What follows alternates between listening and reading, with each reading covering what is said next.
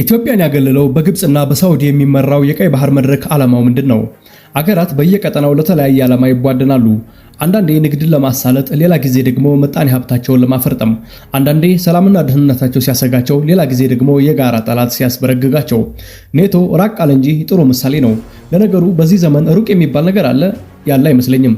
የሶቪየት ህብረት ወረራን በመፍራት የዛሬ 70 ዓመት የሰሜን ጦር ቃል ኪዳን ድርጅት ኔቶ ተቋቋመ። ሶቪየት ህብረት የቅርጫ ያህል ፈራርሳ 15 ሀገራቶችን ስትወልድ ኔቶ ግን እንደጸና ቆየ። እንዲያውም እየጎመራ መጣ። 12 ሀገራት መስርተውት አሁን ላይ እስከ 30 አባላት ያሉት ለመሆን በቃ። ባጭሩ ኔቶ በሁለተኛው የዓለም ጦርነት ተወልዶ በሶስተኛው የዓለም ጦርነት የስጋት ደጃፍ ላይ ቆሟል። ዓላማና ተግባራቸው ስሪትና ተልኳቸው ይለያይ እንጂ በምዕራብ አፍሪካ ኢኮዋስ፣ በአፍሪካ ቀንድ ደግሞ ንቁ አይደለም የሚባለው ኢጋድ ይገኛል።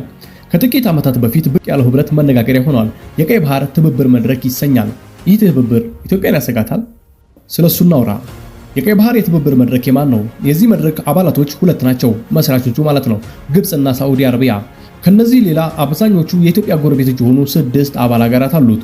ጎረቤት ኤርትራ፣ ጎረቤት ሱዳን፣ ጎረቤት ሶማሊያ፣ ጎረቤት ጅቡቲ እና ደግሞ ከሩቁ ዮርዳኖስና የመንን ያካትታል።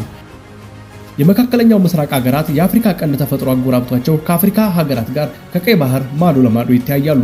እርግጥ ነው ይህ ቀጠና የማንንም ብልጹግ ሀገር ቀልብን ወከክ የሚያደርግ ነው።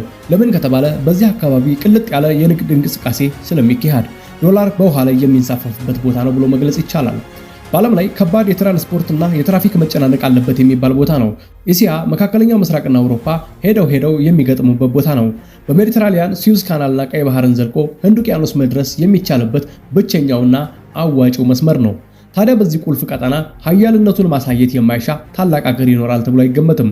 ለዚህ አንድ ማሳያ ጅቡቲና ሙና አድርገን መውሰድ እንችላለን።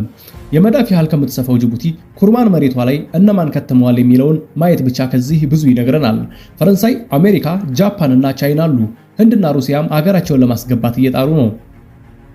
የተባበሩት አረብ ኤሚሬት፣ ኳታር፣ ቱርክና ኢራን ደግሞ በቀጠናው ባሉ ወዳጆቻቸው በኩል ቦታቸውን ይዘዋል። ሌሎቹም እየቋመጡ ነው።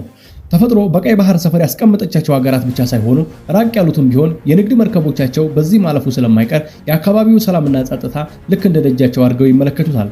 የቀይ ባህር ደቡባዊ በር ባቤል መንደብ ማለት ነው። አንዳች እክል ቢገጥመው የብዙ ሀገሮች ጉሮሮ ላይ አጥንት እንደ መሰንቀር ያክል ከባድ ነው። ለዚህም የጋዛን ጦርነት ተከትሎ የኢራን ወዳጅ የሆነው የየመን ሁቲ የምዕራባውያን መርከቦችን ኢላማ ሲያደርግ የተከሰተው ቀውስን ማስታወስ በቂ ነው። በምላሹ በአሜሪካ አዝማችነት በአካባቢው የምዕራባውያን የባህር ኃይልና የአየር ኃይል እንዲሰማራ መደረጉ የቀይ ባህር ነገር ዓለም አቀፍ ትኩረትን የሚስብ እንደሆነ ማሳያ